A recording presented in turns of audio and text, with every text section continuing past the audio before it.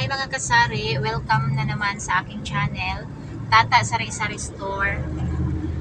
Ngayon ay pumunta kami ni Mr. dito ngayon sa may palengke kasi naubusan na kami ng gulay at katatapos lang namin namili.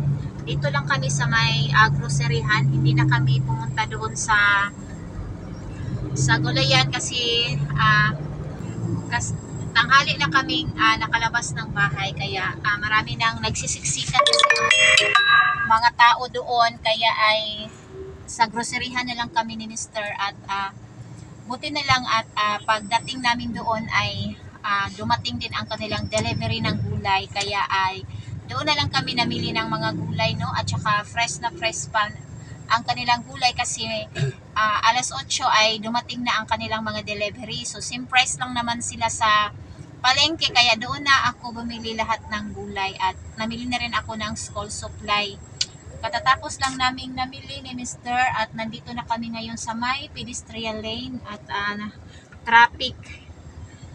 So kita-kits na lang tayo sa bahay at ihahaul ko sa inyo ang aking mga napamiling gulay. So keep on watching mga kasari.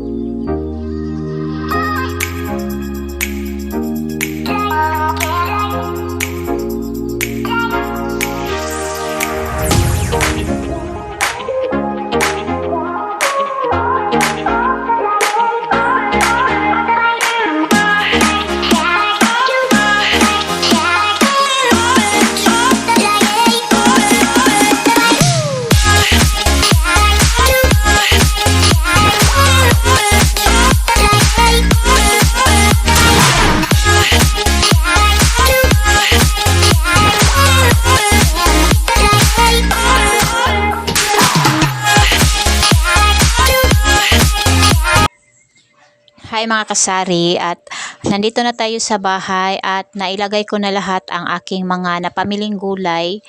Time check tayo at nakarating ako dito sa tindahan ay 8:30 na ng umaga at i-display ko na lahat ang aking mga napamili pero kakaunti lang ang aking mga napamili.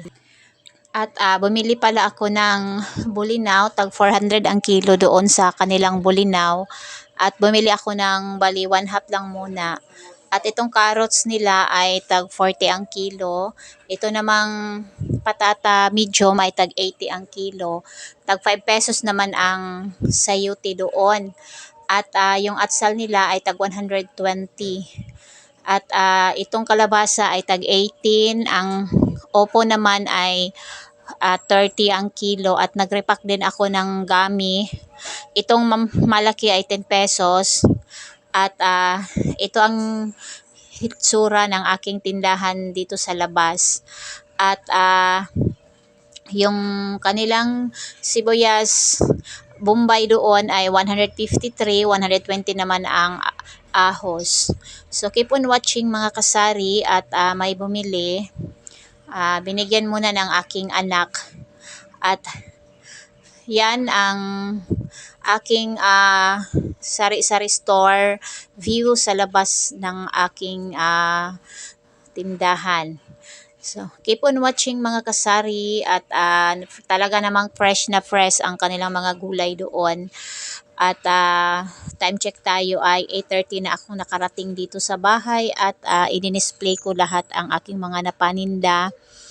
At yan lang muna ang aking share. Thank you for watching. Itong gamit talaga ay talagang napakalakas sa mga bata, no? Bali, ang bintahan ko nito ay 10 pesos at 5 pesos itong maliliit. At may panggatong pala ako dyan sa ibaba, no? Bali, may nag-deliver sa akin ng panggatong. Bali, 30 peraso ang kinuha ko. At dyan ko lang muna siya inilagay sa ilalim para initan siya kasi medyo basa pa kasi siya. So, ito lahat ang aking mga napamiling gulay. Thank you for watching.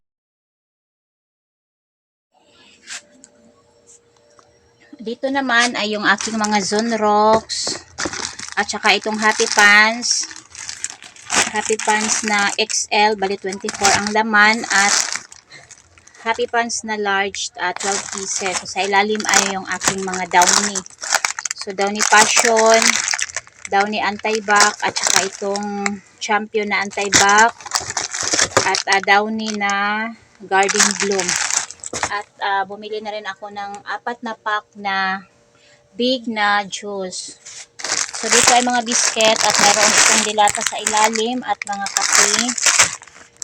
At kumuha na rin ako ng Ajinomoto, wafer, mga kopi ko blanca. So yan lahat ang aking mga napamili ngayong araw ng Miyerkules. At meron pa akong mga coke dyan sa ilalim. Dito naman ay yung aking mga sabon na hindi ko pa ito na i-display.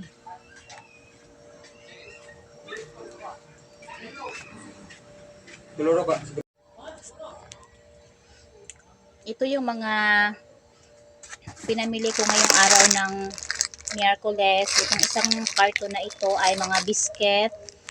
At saka mayroong Nescafe. At ito pa, itong Quaker Oats na chocolate. At mayroon pa itong vanilla sa ilalim. Kumuha ko ng pita.